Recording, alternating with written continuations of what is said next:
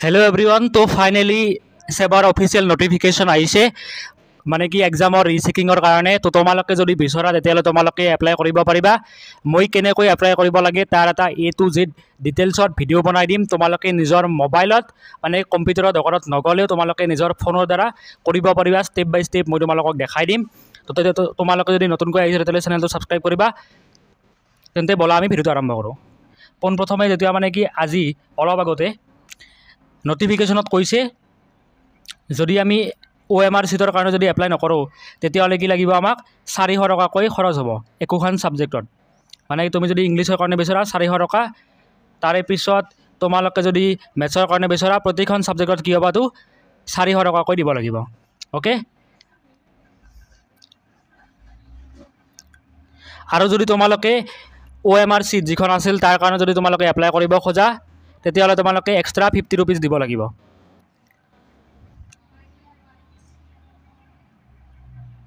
আৰু আজিৰ পৰা মানে কি 15 দিনৰ ভিতৰত তোমালোকে এই ৰিচেকিঙৰ কাৰণে এপ্লাই কৰিব লাগিব। আৰু এইটো তোমালোকে অনলাইন কৰিব লাগিব, অফলাইন নহয়। আৰু এমাহৰ ভিতৰত কি হ'ব, ৰিজাল্ট আহিব, তোমালোকে চেক কৰিব পাৰিবা। আৰু কিদৰে চেক কৰিব লাগে মানে কিদৰে এপ্লাই কৰিব লাগে তাৰ বিষয়ে মই তোমালোকক দেখাই দিম। তোমালোকে স্ক্ৰীনত দেখা পাইছা এই লিংকটো মই তোমালোকক ডেছক্ৰিপশ্যনত দি দিম। তোমালোকে ডাইৰেক্টলি তাত গৈ কেনে এপ্লাই কৰিব পাৰিবা। তো পোনপ্ৰথমে তোমালোকে কি কৰিব লাগিব, নিজৰ ৰোল আৰু নাম্বাৰটো এণ্টাৰ কৰিবা। আৰু নিজৰ যিটো ডেট অফ বাৰ্থ এডমিট কাৰ্ডত আছে তাত এণ্টাৰ কৰিবা। এণ্টাৰ কৰাৰ পিছত তোমালোকে লগইন কৰিবা। লগইন কৰাৰ পিছত তোমালোকৰ এই ধৰণৰ এটা ইণ্টাৰফেচ আহিব। মানে কি দুটা ষ্টেপ থাকে। প্ৰথমতে তুমি তাত কি কৰিবা, এটা নিজৰ ফোন নম্বৰ দিবা আৰু এটা ইমেইল দিবা। এই দুটা ইমেইল আৰু মোবাইলত কি হ'ব, এটা OTP আহিব। সেই OTP আহিতে আৰু তুমি তাত এণ্টাৰ কৰিবা। এণ্টাৰ কৰাৰ পিছত এই ধৰণৰ এটা ইণ্টাৰফেচ খুলিব। সেই ইণ্টাৰফেচটোত তোমালোকে কি কৰিব লাগিব মই তোমাক দেখাই দিছোঁ।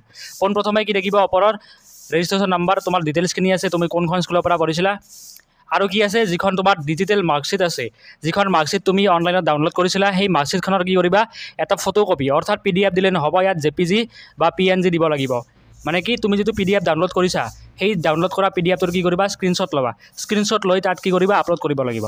অ'কে। এতিয়া মষ্ট ইম্পৰ্টেণ্ট পাৰ্টটো হৈছে যে চিলেক্ট ছাবজেক্টছ ডেছক্ৰিপটিভৰ কি কৰিব লাগে, MIL বা ইলেক্টিভ যিকোনো ছাবজেক্টৰ কাৰণে। আৰু ইয়াত কি হ'ব, 400 টকাকৈ দিব লাগিব। তোমালোকে যদি বিচৰা যে মই ইংলিছৰ কাৰণে এপ্লাই কৰিম, ইংলিছত ক্লিক কৰিবা। কোনোবাই যদি মেথমেটিক্সৰ কৰিব বিচাৰে মেথমেটিক্স ক্লিক কৰিবা। ছায়েন্সৰ কৰিব বিচাৰিলে ছায়েন্সত ক্লিক কৰিবা। যিকেইখন ছাবজেক্ট তোমালোকে লাগে মেক্সিমাম তোমালোকে 3খন ছাবজেক্ট কৰিব লাগিব। অ'কে। ছাপ'জ মই ইংলিছত কৰিব বিচাৰিছোঁ। আৰু যদি তোমালোকক মানে কি তোমালোকৰ ভিতৰত যদি কাৰোবাক OMR চিটখন লাগে তেতিয়াহ'লে তোমালোকে 400 টকাৰ লগত 50 টকা এক্সট্ৰা দিব লাগিব। তো যিখন ছাবজেক্টত তোমাৰ OMR চিট লাগে, 4খনৰ যিটো OMR চিট মাত্ৰ কি আছিল, 4খন ছাবজেক্টৰ আছিল। সংস্কৃত বা হিন্দী এইবিলাকত কি নাছিল, বা আৰু অসমীয়াত কি নাছিল, MILখনত কি নাছিল, OMR চিট নাছিল। তো সেই ইয়াতে কি দিছে, 4খন ছাবজেক্ট দিছে। অ'কে। ছাপ'জ মই এইখনত ক্লিক কৰিব বিচাৰিছোঁ আৰু ইংলিছৰ মোক OMR চিটখন লাগে।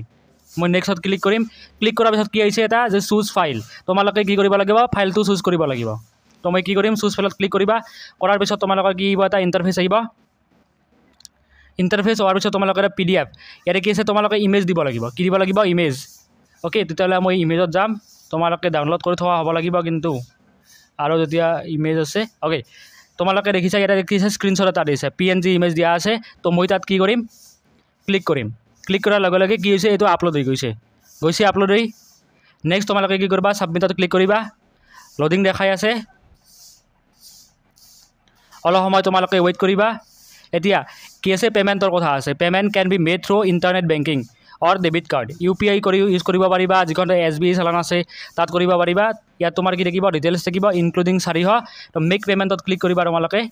কৰাৰ পিছত তোমালোকৰ কি হ'ব, SBI বা UPI, এইটো ছাপ'জ তোমালোকে এইটোত ক্লিক কৰিবা। তেতিয়াহ'লে তোমাৰ যদি UPI যদি তোমালোকে পে'মেণ্ট কৰিব বিচাৰা তেতিয়াহ'লে UPI ক্লিক কৰিবা। অবভিয়াছলি আজিকালি গুগল পে' বা ফোনপে' সকলোতে থাকে। তো তেওঁলোকে কি কৰিব, UPIত ক্লিক কৰিব। কৰাৰ পিছত কি হ'ব, এইটো কনফাৰ্ম কৰিবা। VPA বা UPI যিটো আছে সেইটোত কি কৰিবা, তোমালোকে এণ্টাৰ কৰিবা। কৰাৰ পিছত তোমালোকে কনফাৰ্মত ক্লিক কৰিবা। অ'কে। নেক্সট তোমালোকৰ এইখিনিতে মানে কি ষ্টেপটো শেষ হৈ গৈছে। যেতিয়া পে'মেণ্টটো শেষ হ'ব, এখন কি ওলাব, ৰিচিপ্ট এখন ওলাব। সেই ৰিচিপ্টখন তোমালোকে ডাউনলোড কৰি ৰাখিবা। আৰু যেতিয়া মানে কি ৰিজাল্ট দিব, ৰিজাল্ট কি হ'ব, এমাহৰ পিছত ডিক্লেয়াৰ হ'ব। আৰু সেইখিনিলৈকে তোমালোকে ৱেইট কৰিবা। তাৰপিছত তোমালোকৰ যদি তোমালোকৰ মাৰ্কছখিনি যদি বাঢ়ে তেতিয়াহ'লে এখন কি হ'ব, নতুনকৈ এখন চাৰ্টিফিকেট ওলাব। সেই চাৰ্টিফিকেটখন তোমালোকক অনলাইনত বা স্কুললৈ ডাইৰেক্টলি কি হয়, সেৱাৰ তৰফৰ পৰা পঠোৱা হ'ব। তো এইখিনি আছিল আজিৰ কাৰণে। Thank you so' much for ৱাচিং।